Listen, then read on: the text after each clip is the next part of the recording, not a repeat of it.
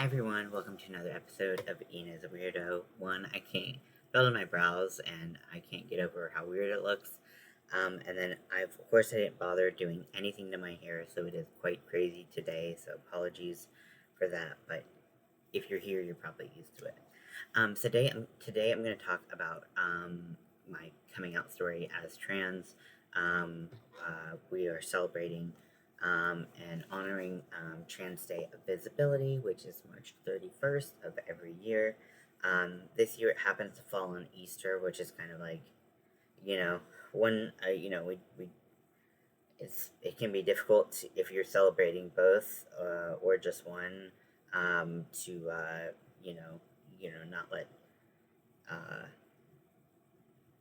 everyone's got their priorities, I guess is kind of the best way I want to put it. But I really wanted to kind of post a bunch of videos, like spam a bunch of videos today, and I felt like I would be remiss if I didn't talk about my trans story and my coming out story um, with you all because, I think just hearing different people's stories, hearing the things that are challenging for one person that might not be challenging for another person, um, instead of mass generalizations about how easy or hard being trans can be, because everyone's experience is different, and I want to highlight that. I'm working on a hat right now that's gonna. I got inspired from a hat. I'm gonna try to post it in the comments. If I don't, please hold me accountable.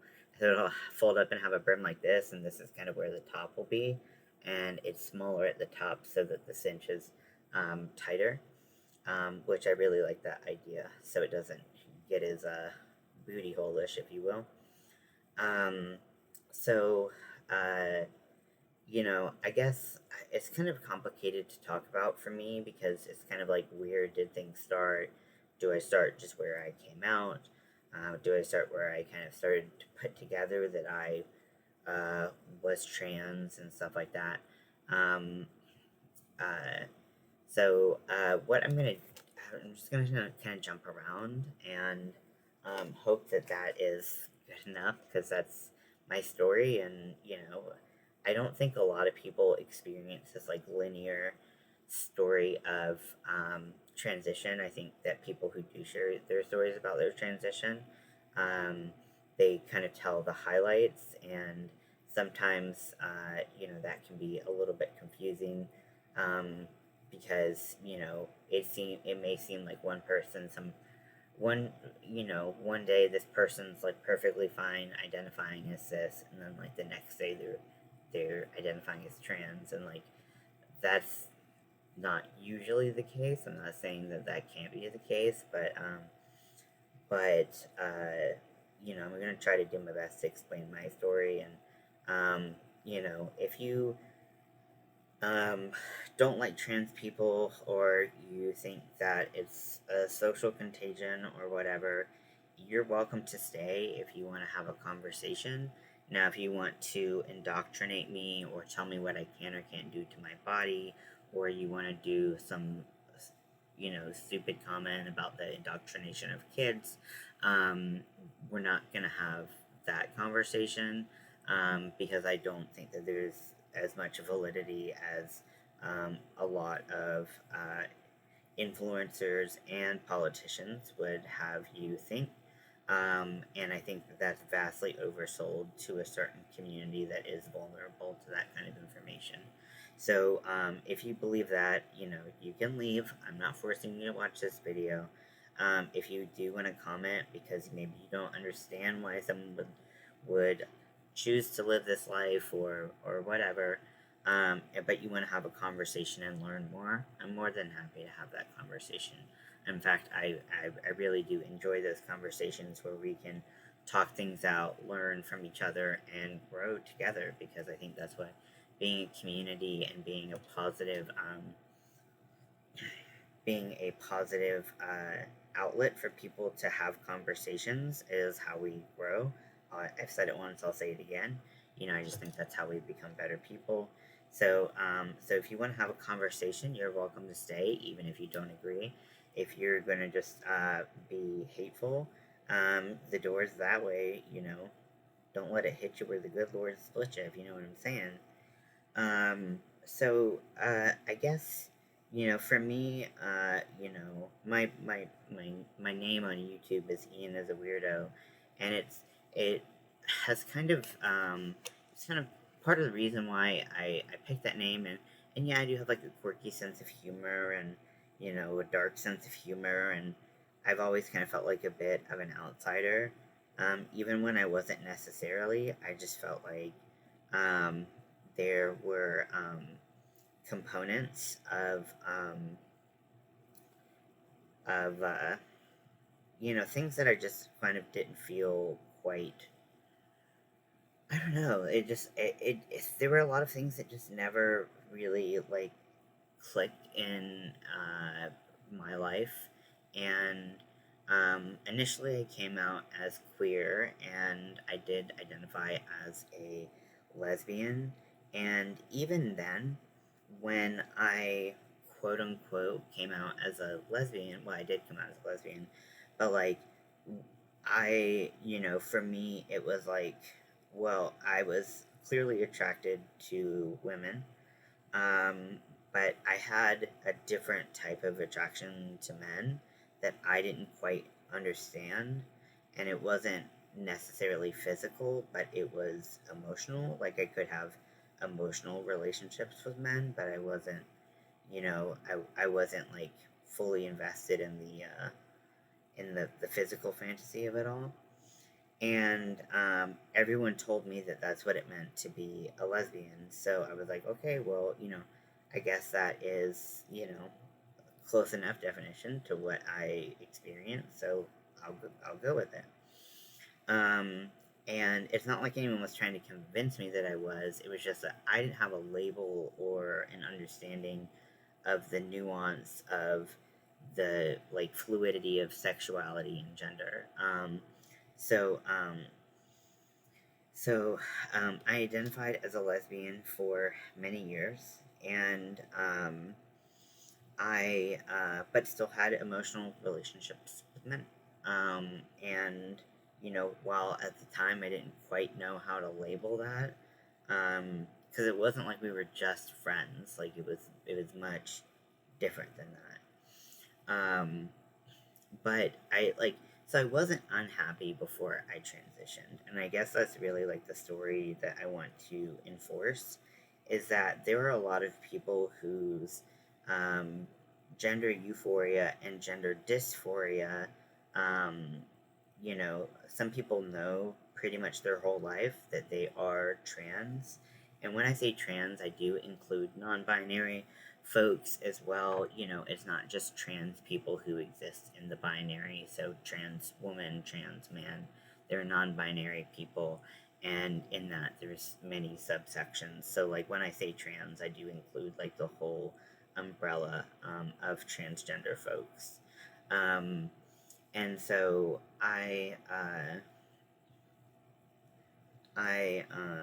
sorry, it's hard to multitask when your brain is.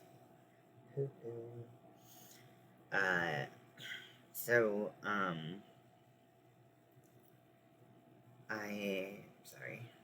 sorry. Um, but one day, so I was in, so, I do have mental health issues, which I think for people who are like anti trans, who like to think about being trans as like a mental health issue, which it absolutely is not. That's like just not the case. That's a very antiquated way of thinking about things. Um, any modern psychologists and psychiatrists will absolutely not agree with that. With that um, definition of a mental illness, because what we consider to be kind of like the Bible of psychological diagnoses does not, the current version does not include being transgender as a mental illness. Now, it was gender dysphoria. I don't know how I forgot how exactly they worded it before, but it used to be, but so did being gay, and like all of these other things. And when we look at like women's health throughout history, and like hysteria and stuff like that, those diagnoses, um, it's like, well, we wouldn't take those into the future because we know better now. So like, why do some people still insist on using that specific old uh, way of viewing things as a way to justify being transphobic? So, but being mentally ill, it does have, there, part of my feeling out of place definitely comes from like mental illness and trauma.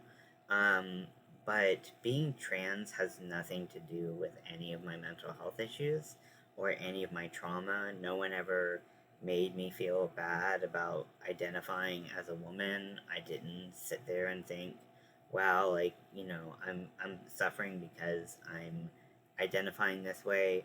And that's where like some people's stories differ from mine, right? Where like some people are so miserable in the situation that they're in, because they like know a lot earlier than me. I didn't come out until I think 2020.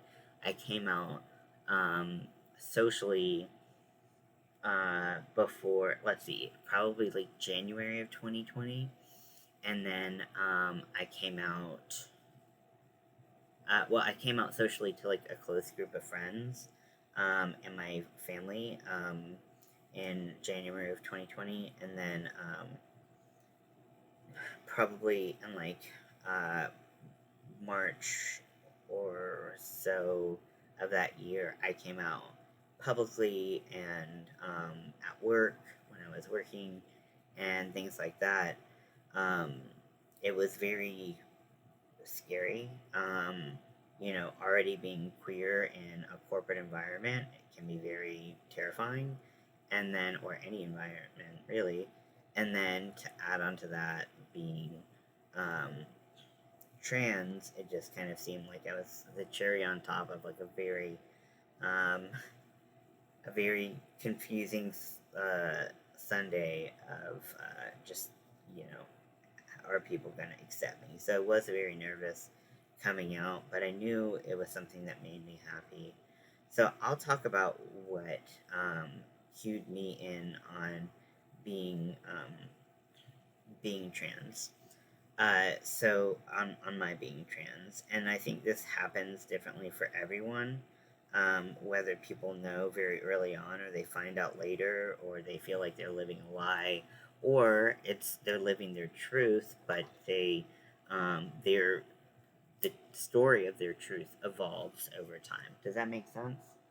Um, so you know, I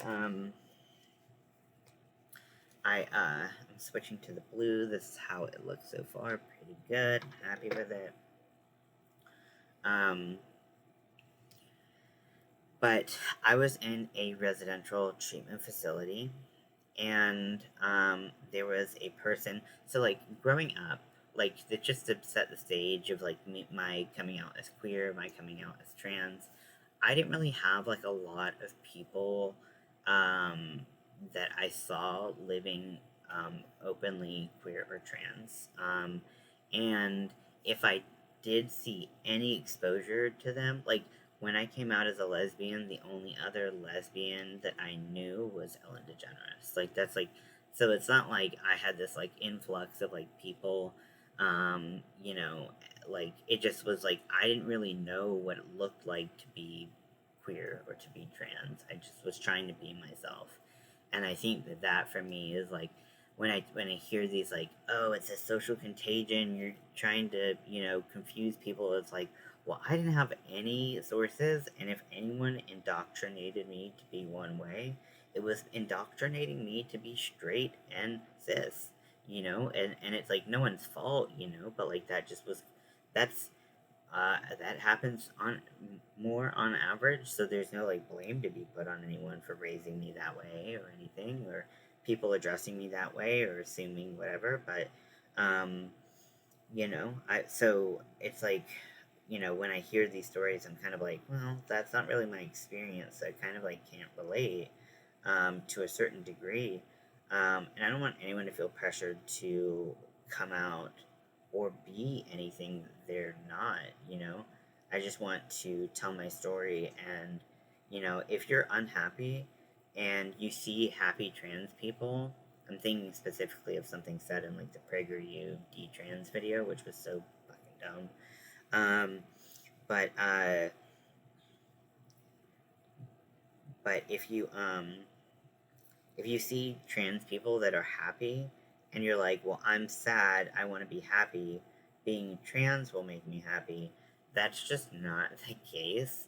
Like, if you are trans and you see other trans people being happy and you're like, you listen to their stories and you can identify with a lot of those points, well, maybe it's something worth like looking into, testing the waters, like stuff like that. And people act like it's like zero to transition and like, you know, zero to medical transition fully, like overnight, and that's just not the truth for pretty much anyone, especially people who don't um, have resources like monetarily, like that's not the truth that a lot of people live. So I hate that that's some kind of narrative, um, and in fact it actually makes it harder for trans people um, to transition because the narrative bleeds into medical care. So the fact that we have to prove over and over and over and over again um, that we are in fact trans is just evidence that this does not happen overnight. That is just not a reality of the situation for most of us. And you know, it's like it's not my truth. You know, I've been out since 2020. I did get on hormones. I did get on hormones in 2020. And for me, um, I already was seeing a endocrinologist at the time, due to my thyroid issues. So, so when I went and talked to my endocrinologist about it, that was not very difficult because I already had a care set up with someone who um, could help with hormone replacement therapy. But a lot of people, and like there are general practitioners who can prescribe it, but they have to be like confident um, and very in tune with like trans healthcare. So there are a lot of general practitioners who don't prescribe gender affirming care, and that's fine if you're not comfortable with it just due to your expertise in it, or maybe it's something you don't want to do. Like if someone doesn't want to do trans like gender affirming healthcare, like I don't want to see that person, and we can just go on our merry way, and that's fine.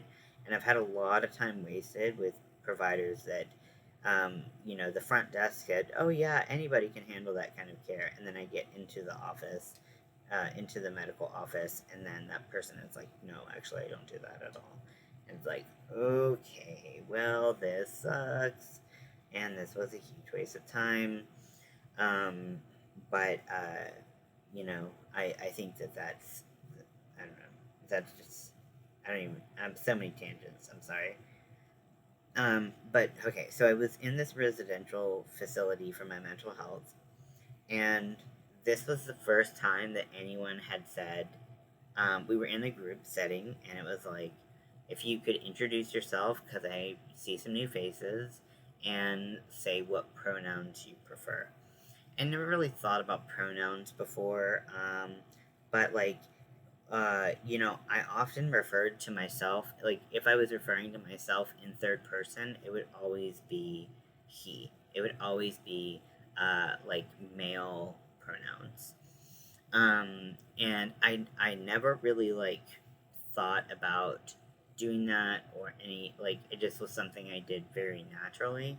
You know, looking back, I could obviously pinpoint a lot of times where I'm like, yeah, that was, like, a pretty trans move, but it doesn't mean even if you make some of those moves, it doesn't mean you're trans. It's just about like, you know, kind of like looking back and saying like, does this mean anything, or do I just like saying that and but I identify as this way or whatever.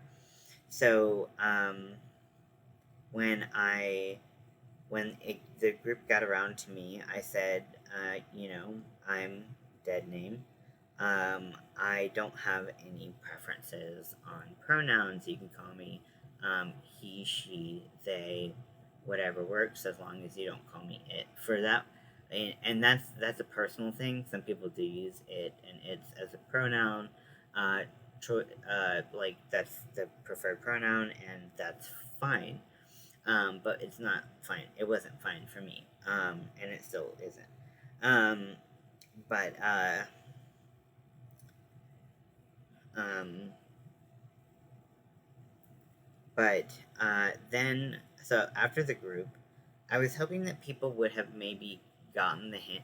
Because I never thought about it before, but the more I thought about it, I was like, I wish someone would just say like they or like he. Like I really, really wanted someone to start using those pronouns, and no one really took the hint, and therefore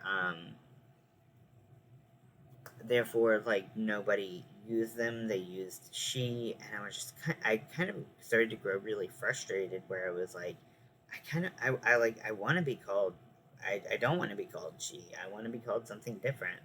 And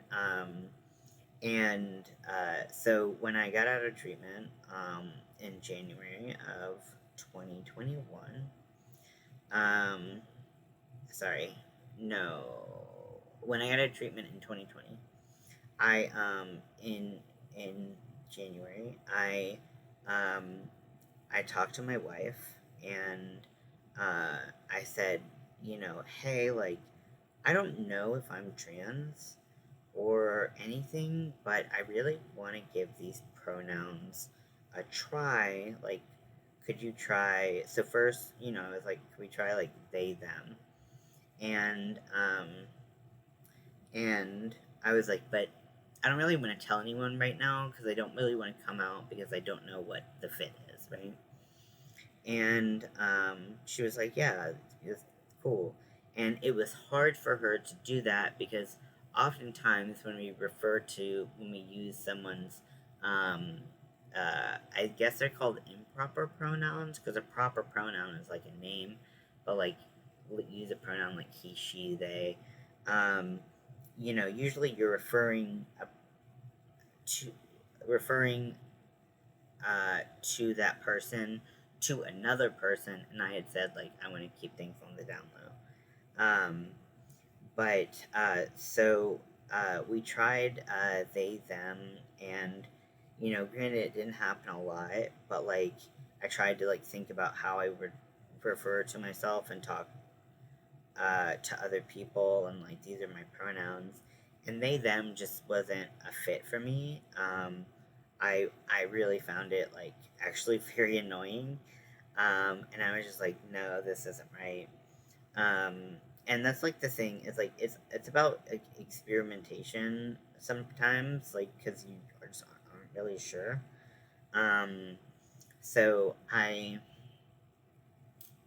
and like when I did just pronoun changes, it was also like referring, like using like all gender neutral terms or all masculine terms or stuff like that. So when I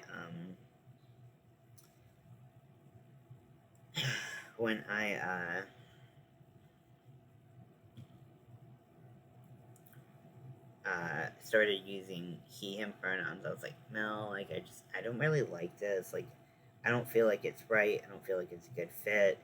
Um, and I would like to try using he him pronouns. And the second that someone used he him, I was like, yes, yes. And that is what we call in the business gender euphoria. So a lot of people, when they think about if they're not trans, or maybe if they're a quote unquote baby trans, um, they don't. And baby trans just means newly like open, or some. It's not like an actual baby.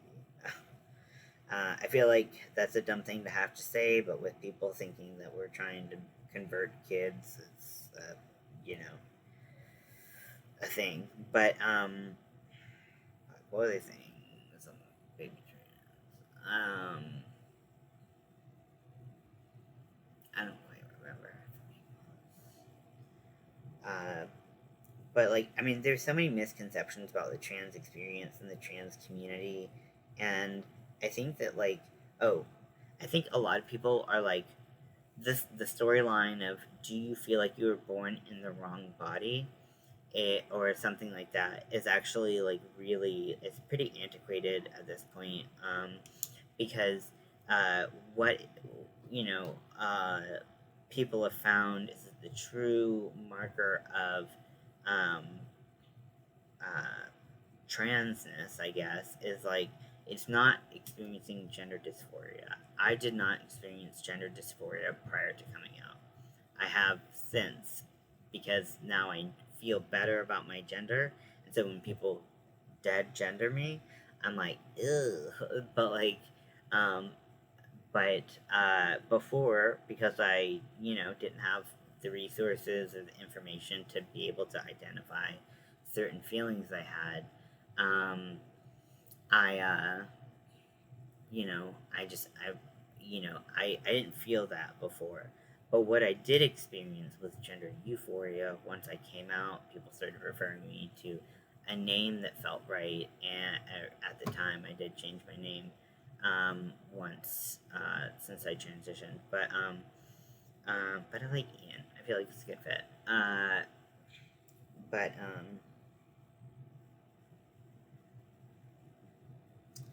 I um,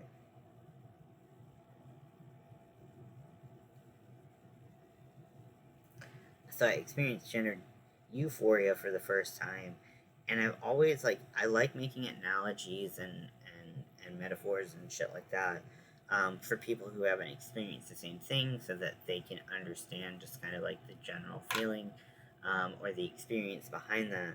But gender euphoria is actually one of those things that I don't really know how to explain. And even dysphoria, I don't really know how to explain well.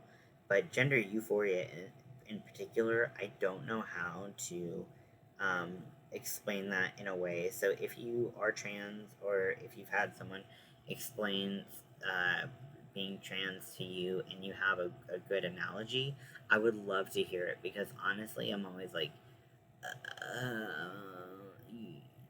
I don't know. I don't know how to explain it, but it is easily the best feeling I've ever felt. It just feels so validating, and it's like, for that moment, however long it lasts, and that feeling lasts, like, you just feel right, and like, it feels good, and it's just really um really positive, and and life changing, and life saving, to feel gender euphoria. So gender euphoria is actually a better marker for trans identity than gender dysphoria, because not everyone will experience gender dysphoria, especially when they don't have resources to tell them this is kind of what a trans experience can look like, and not base everything on stereotypes that we see in media or hear off the news or whatever. Um, so, I think that I think that that is an important note, is that it wasn't that I felt dysphoric before and I felt like I was born in the wrong body or whatever, but, but, uh, I do think that, um, experiencing that gender euphoria gave me like, it's like drinking a bunch of energy drinks and just like having your body light up like a Christmas tree or something. I don't know if that's the best way to put it. I never know how to explain it. It's an amazing feeling. It's so validating, and it just feels like, for maybe once in your life, like, you're on the right track, and it just feels amazing. And to be able to experience that over and over again is just, it's intoxicating. And I kind of expect to get trolls in this video. I feel like anytime I talk about being trans or whatever, or even if I'm not talking about being trans, I feel like there's a high potential of trolls. But for me, it's important for me to talk about these things because I do think that they are important and it is valuable to people who just want to know more about the trans experience, whether they're trans or they're figuring things out, or they're not, and they just want to be allies and better supporters to the trans community.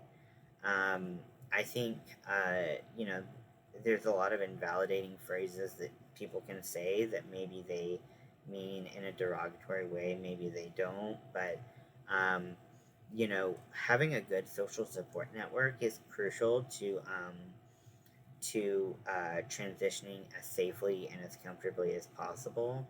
Now, when people talk about how easy it is to be trans and how you know, trans people want everyone to be trans, in my experience, that's just not the case. Because there's a lot of pain and grief and conflict and relationship issues with family, friends, partners, um, that can come from coming out as trans. And I always say, and this can sound wrong, but I do want to clarify before it's just taken as like a sound clip or something. But I don't wish anyone was trans because it is not an easy journey. It is very hard. I wish everyone could be born in a state where they were comfortable with their lives, they were happy and healthy. That's all I want for people. I think that the influx of this conversation surrounding you know, the social contagion that's like trans identity or whatever. It's like, well, people are having more resources to look at to say, like, hey, I really relate to that story. Let me examine my own life and see if that's a good fit. And like for me, it was all about experimentation because I didn't want to like jump to saying I was trans and this is just my experience. Jump to saying I'm trans, and 2 days later, I'm like, you know what? Not a good fit. So I really, really tried to um, and I told like my closest friends that I was like kind of questioning my identity, and like that I, would prefer these pronouns and stuff like that, and so having a social network, sometimes there's a question or there's questions in medical settings where they ask about support systems. And generally, I don't think that the questions are related to, like sometimes it feels weird. They'll be like, do you like live your life as a man? Do you, um, you get asked a lot of questions. This idea that you can just go into a doctor's office and say, I've decided I'm trans, and like just be thrown hormones and like scheduled surgeries. Like that is just not something that I've ever seen any of my trans friends or myself experience. There were a lot of questions. To get surgeries, you have to do certain evaluations with certain doctors, um, and that's so that insurance will pay for it. And that's really the only reason we have to do that. Like if insurance and like money weren't an option, you could just go have those surgeries and no one would have any anything to say about it. But because you could modify your body however you want, but to get insurance to pay for it, because it is a medical issue, and the one treatment for gender dysphoria um, is gender affirming care. And gender affirming care can mean a lot of different things. Some people choose not to take hormone replacement therapy. Totally their wish, and they can do that. They can still be trans and not be on hormones. Some people choose to not get surgeries, or choose to get some surgeries, but not all of them. That is their choice. They are they are allowed to, you know, have that choice and live their best life in the body um, that they want. And for me, I've had to make decisions by myself. And I've bounced ideas around with other, with my trusted people like my wife and stuff like that. Just to kind of make sure that I can talk things out, and so people will be like, "Are you out socially? Are you do you go by this name with everyone?" And like, it's kind of a double-edged sword because it implies that like there's part of the implication that like unless you like live your life totally out, you can't be trans. But I think what they're really trying to ask, I'm not sure that they do a great job at it, or every doctor does a great job at it. But like, I think what they're trying to ask is, do you have a social support network, and do you have people where you can be yourself around? And the truth of the matter, being queer, being trans, is like, you know, one of the like marginalized communities that you can be in, where like I mean, marginalized communities. I mean, that's kind of like the definition, right? Is that like not all things are, like safe, and so there are a lot of like safety concerns, and like I don't think people realize when they like leave a nasty comment or something on a video, how much that can like incite like this kind of like violent idea about like what people can do to their bodies, the safety of people around us. I live in North Carolina in the United States, and we are the home of the bathroom bill, and so like people who if you don't know what the bathroom bill is, it's basically like you need to go to the public restroom, uh, uh, with the to your assigned gender at birth, rather than the gender that you identify with. And they cited a lot of like, well, what if like a man in a dress pretends to be a woman and then goes and like assaults a woman in a uh, like restroom, and it's like, well, you're talking about someone who wants to assault people. You're not talking about trans people, like, and not to say that trans people can't be assaulters, but like, it's just like, if someone wants to assault and like hurt other people, they don't need an excuse to do it. And like, the thing is, like, and I'm just gonna be frank, like, if you gave a shit about women's safety, like, you would address like the backlog of like rape kits and things like that. Like, don't like, it's always like positioned with like political motives, instead of like actually handling like the things that are outstanding and like do matter. So it's just positioning like these people to be unsafe. And I'm gonna release soon the podcast I did with Winter, where we talked a little bit about bathrooms. And Winter, said this really beautiful phrase. I've heard it before, but I did really like that Winter brought it up, where like transphobia doesn't just hurt trans people; it also hurts cisgender people. And I think that's such a great point in general, but especially when I think about the bathroom bill, like when all of that stuff was coming out and like people were on edge all the time here, um, there would be like masculine women, like just women who presented more masculine, and they were getting accosted or kicked out of restrooms and stuff like that. They identified as cisgender, but due to the fact of their appearance, were not like allowed to enter a bathroom. And same thing for feminine men.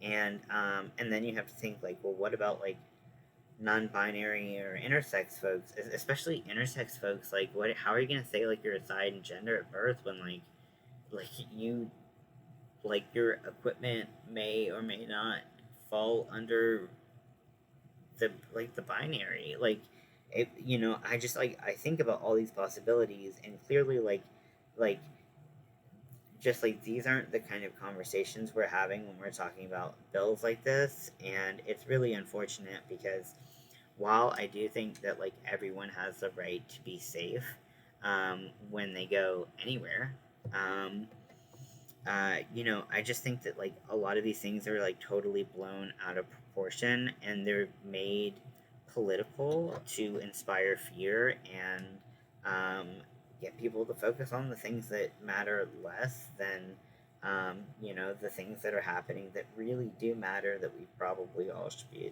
paying attention to more. So, that's kind of my point of view on things, but it's pretty ridiculous. And yes, that transphobia, if you are, let's say you're a really tall woman or something like that, transphobia does affect those people. And I just you know, that's why it's it's just better to, like, not assume, you know, just if people are trying to be peaceful, use a restroom, or live their lives in any other manner that is normal and not hurtful to themselves or others, why do people feel the need to be just hateful about it?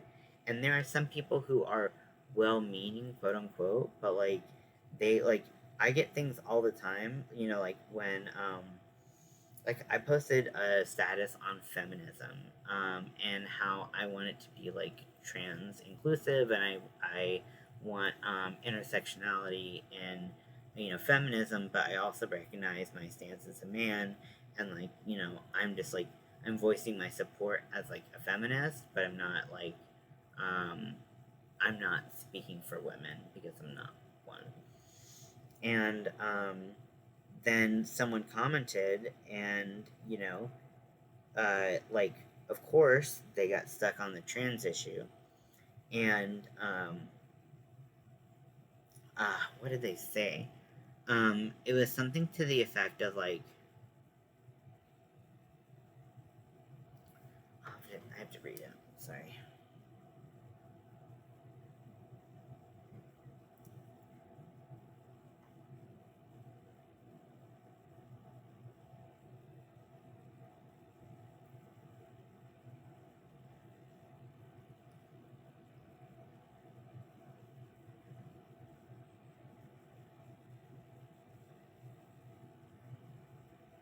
Mm,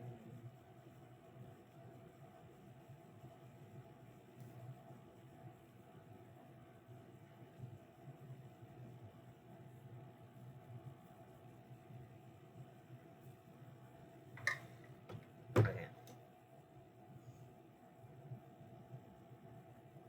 Okay. So someone wrote, I think people should be whoever they want to be. Period.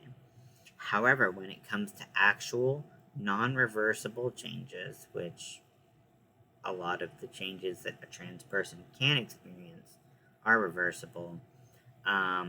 And detransitioning does happen, but it's a vast, vast, vast minority of of people. In fact, the detransition rate is less than 1%, and of that 1%, 90% of those people will go on to retransition, and live the life that they had originally tried, citing lack of social support.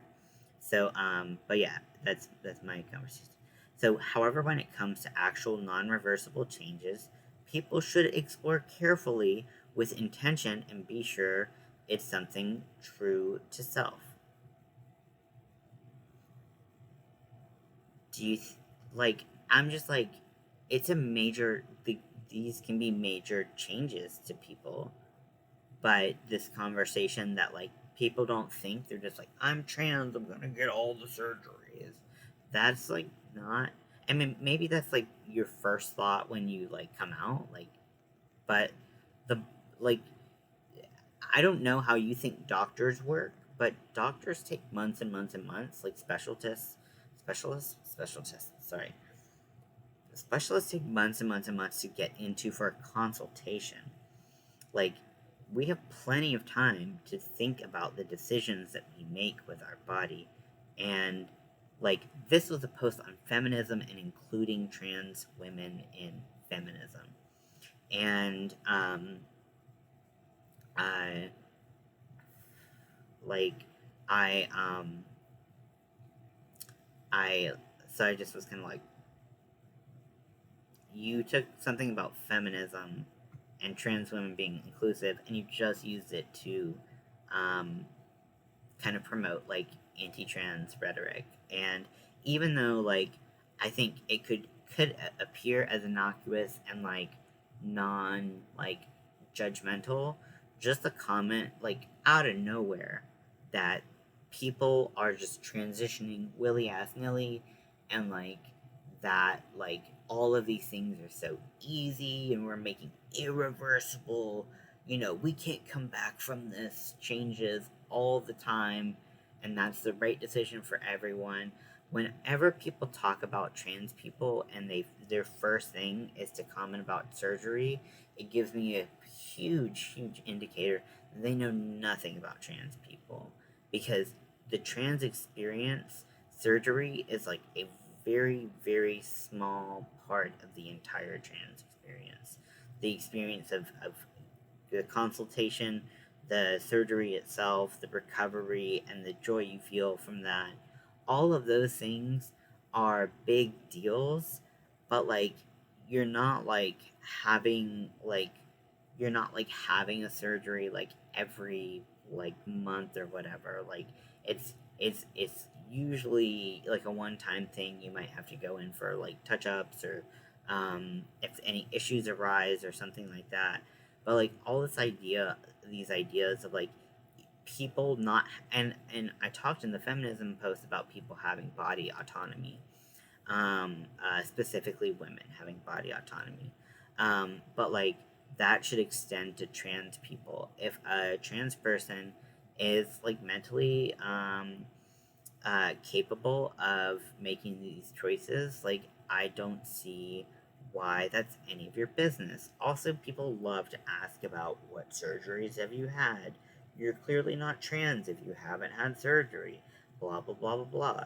The truth of the matter is that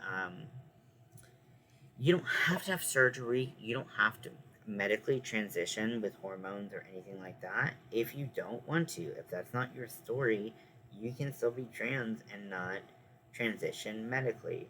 And so that idea I found out recently is idea and a kind of ideology called transmedicalism, where it basically like reduces a trans person or any person down to the the bits and pieces that we have, right? And that's not what the trans, or at least my trans experience is like. It's about living in a world where I can go comfortably in a place and feel like, hey, I might get gendered correctly, or stuff like that. And but like people have a lot of reasons for not transitioning medically. Maybe they don't want it, maybe they're not physically able to get it, maybe they're not financially able to get it. There's a lot of things, or and when you reduce a person's existence down to like the surgeries that they want, it is very weird. Like, I'm just gonna straight up put it out there. It's very weird. Because if someone was like, I don't even know how to relate, like, what to relate it to. Like,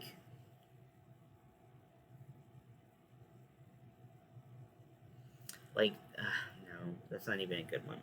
Um, so it's like, when you are talking about the trans experience, unless surgeries are explicitly brought up and you bring up surgeries, it's just a huge swing and a miss, because you're missing the point of being trans.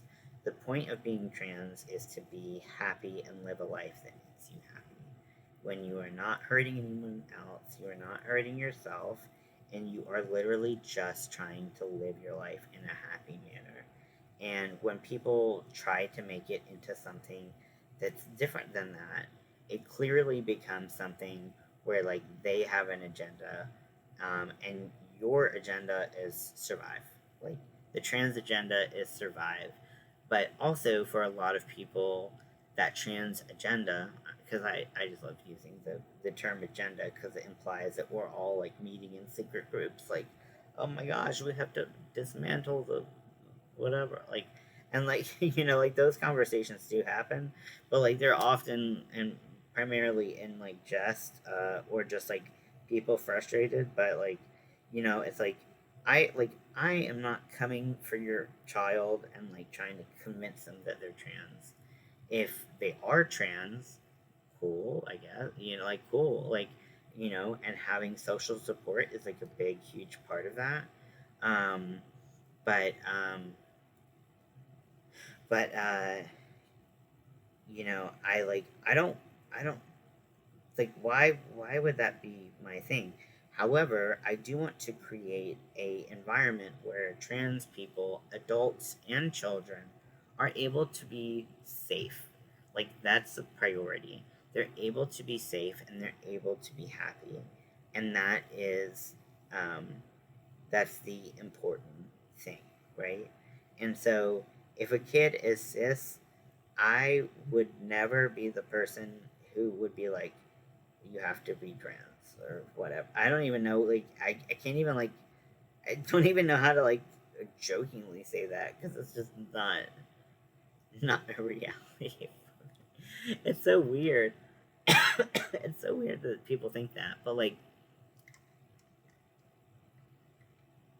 we've also seen this with like a lot of social movements in the past, here in America, where like the gay civil rights movement, oh well, now every person's gonna think they're gay and like blah blah blah, whatever. And it's just like, that just, if you're not queer, if you're not gay, if you're not trans, then you're not, and it's fine. I don't, everyone in the world doesn't need to be trans. But like, but people should feel safe. People should feel like they have space in like their like in their lives and the lives of other people to be themselves and not feel unsafe and scared all the time. And people should be able to be happy, and it's like, if your main priority is making sure that other people aren't happy, get your priorities in order. Come on now, like, really, um that's the hill you want to die on, is like making people miserable, talking about irreversible changes when like those quote unquote irreversible changes could bring me a lot of joy, take out a lot of discomfort I experience in my life. I'm not like it. I don't think a lot of people mean to be transphobic when they say stuff like that. I really don't. But like, it is. It's like, you know, uh, this is an extreme example, and you can say that it's a bad example all you want because I really have trouble explaining things. But it's like, let's say someone was born with a cleft palate, and so maybe they have like an opening around their mouth that didn't fully form, um, in during their gestation and childhood. And so it's like, well, you were born this way, um, and I know, and let's put it in a position where it's not dangerous to the person. They could technically live this way. They would just have this, like, but let's say they would be happier if they did get a surgery that helped their cleft palate. Um, like, why? And they make that choice, and a lot of those choices are made when people are very young. Um, and so it's like, well, granted, it's like cosmetic in a sense where this person is not having any health issues as a result. But I don't even know if that's like realistic. Sorry again about the bad example. I'm trying anything I can to explain the experience. But like, if that person chooses chooses the surgical route because they find it will make them happy, and or they believe it'll make them happy, then like, support them and give them the love that they deserve and need, and do what you can. But like, when a trans person is like, you know what, I think surgery might be the right call for me, people are like, whoa, whoa, whoa, you jumped straight into it. It's like, I've been thinking about this for years, or however long you've been thinking about it. Or like maybe you just dreamed of a body where like you didn't have certain appendages, or maybe you did, and like, you know, it's like this the conversation that overnight, like this person becomes trans or something like that, to me is just like, it's very silly, and it might be some people's experience, and I don't want to invalidate people's experience, but for a lot of people, it's a lot of trying to figure things out. Some people never feel like some people know from a very young age that they're trans, and stuff like that, and some people don't. I didn't, for sure. Like, let's see, in 2020, I was 29. Um, so, I was an adult, and I, you know, I was able to make that decision. And I think, when the conversation does fall to kids, I think that referring to um, a medical professional who is very tactful in their approach, asking the right questions, and this might take finding a couple different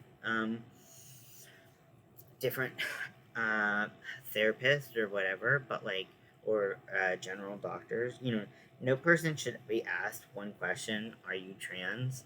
And if that question's yes, they just are thrown on hormones. Bad doctors do exist, just like bad any profession, or like maybe they're just not trained on that whole experience. Um, but that shouldn't be like that one question shouldn't be like how people are thrown into the trans experience, because that wouldn't be comfortable for anyone, even the people that are in fact trans. But also, you don't want a doctor who's going to invalidate or um, unnecessarily make people uncomfortable, so that the person's just like, I just want to get out of here. Sure, I'm not trans, so that they can just be in a safer environment.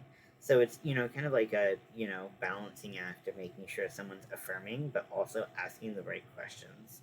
And what the right questions can be would be like, how, what, what makes you feel like being, trans, or having a trans identity? What feels right about that to you? And how do you feel about that? Have you told any friends? Have you tried using different pronouns? And getting people to think about the process of gender, because gender does experience, um, does like live on a spectrum. So, if we kind of talk about like the you know, well, what kind of, what things do you want? But also having, say, if a person says I'm trans, be like, okay, well, what pronouns do you like? Do you have a name? Are you comfortable with your given name? All of this stuff, and asking the right questions, and maybe this person, being like, transitioning socially isn't a necessity to be trans or to get medical help. But I think, like I said, I hope that those questions are asked because they want to make sure you have a good support system, because that is a huge, huge, huge, I'm not exaggerating when I say this, lifesaver when it comes to being trans, because you are going to be met with hate, distaste, prejudice, discrimination, all of those things. You're going to be met with those pretty much your whole life going forward. So, having a good support system where if someone, did something that upset you or made you feel unsafe, you could rely on people to talk to and things like that. Having a good support system is very critical, and I can't emphasize that enough. It is important. Um, but yeah, so I try not to like interact with transphobes on Facebook, but sometimes I'm in a mood and I just can't help it. Um, but one thing I feel like needs to be noted is if you ever use the word men in dresses and you are not specifically talking about um, uh, drag queens that are men, because there are drag queens that are trans women or non-binary folks or whoever. Um, but if you ever use the term men in dresses to refer to a trans woman, um, all I have to say to you is you're a piece of shit, and that is not the trans experience at all. When you transition, you that's like when a trans woman transitions and wants to wear a dress, if they want to wear a dress, then I mean, literally clothes shouldn't have a gender anyways, but because that's just kind of silly, right? People can wear whatever they want, and fine, whatever. Like people have been doing it for literally millennia, millennia, and but like, okay, now now we're gonna put a say it's a problem or whatever. I just wiped up from my brow. Um, but if you say that trans women are men in dresses, like just fuck all the way off, you know.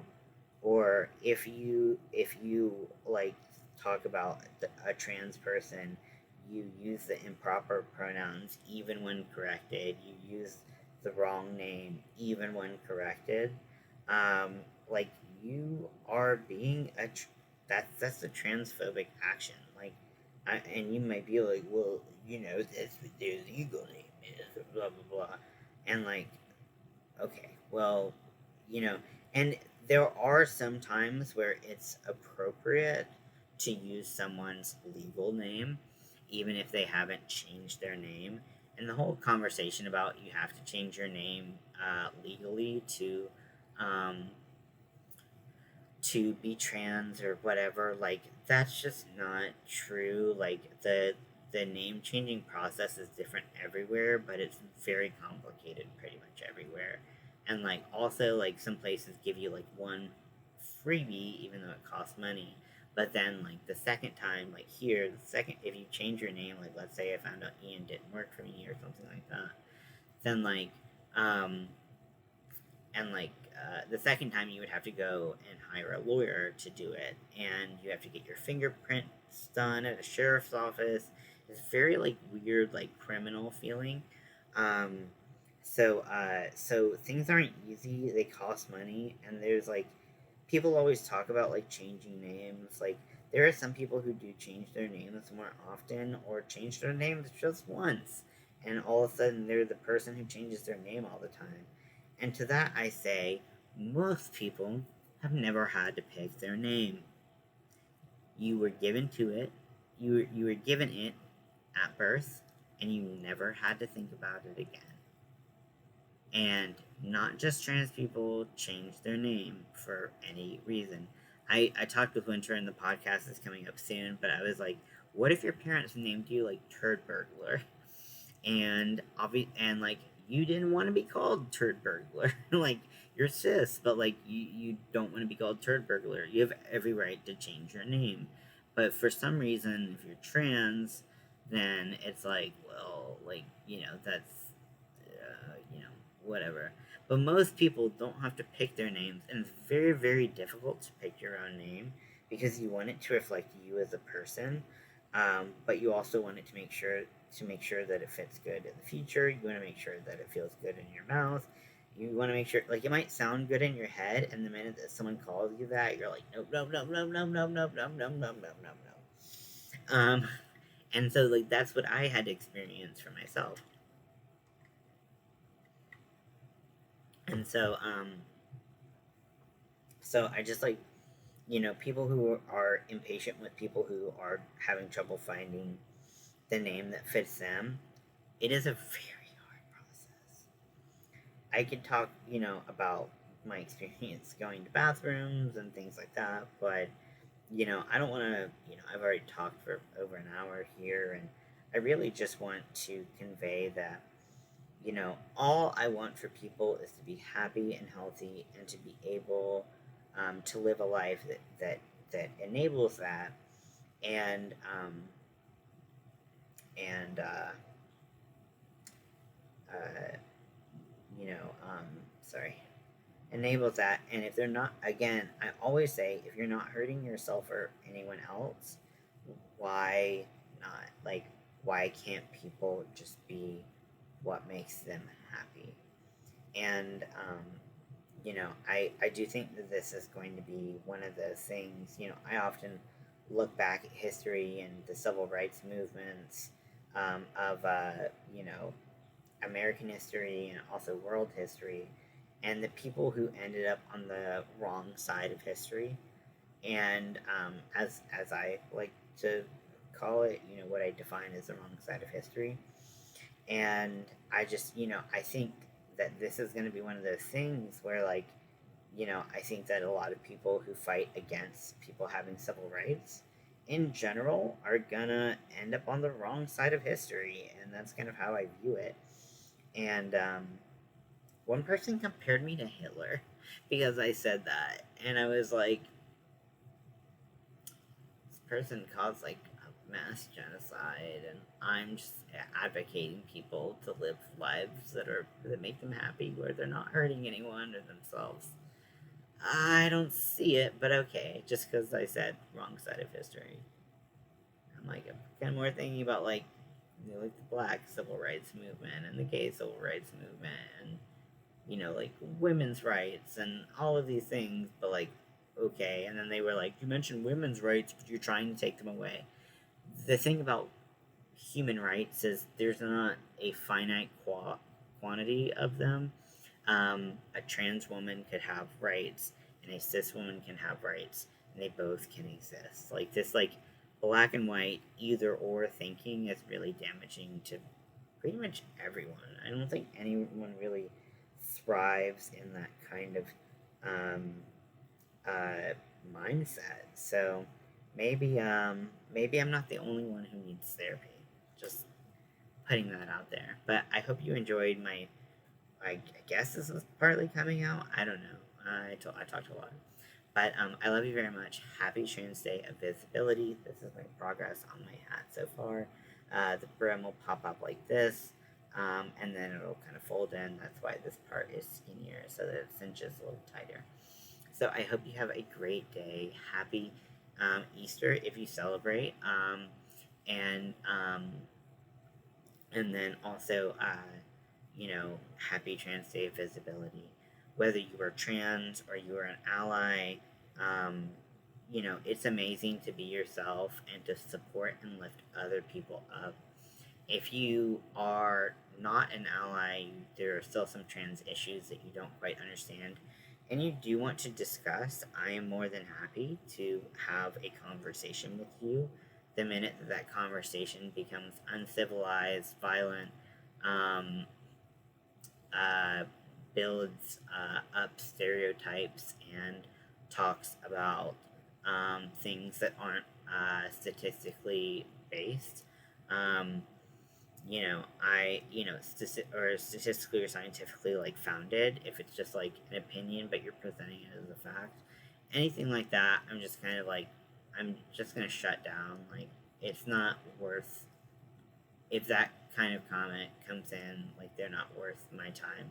You know, if you don't like it, no one's forcing you to watch this video, so you chose to watch it. And if you write a comment about how terrible trans people are or something like that, you spent so much time just to be a dick. Think about it that way. So thank you very much for watching. I hope you have a great day. Whether you're watching this on March 31st, 2024, or you're watching another day, be proud of who you are. Be safe. Build a social network, whether you're trans or not. Build a social network of people who are not only like-minded in a lot of facets, but also who have differing opinions, and you are willing to have a conversation about it, and don't go into every conversation thinking that you're right. Think that you have an opinion that you believe in, and be willing to be wrong, because that is the most exciting thing. If you think one thing and you find out some information and you go, oh, that makes me think a little bit more. I mean, what's not amazing about that? So I hope you have a great day, and I will talk to you later.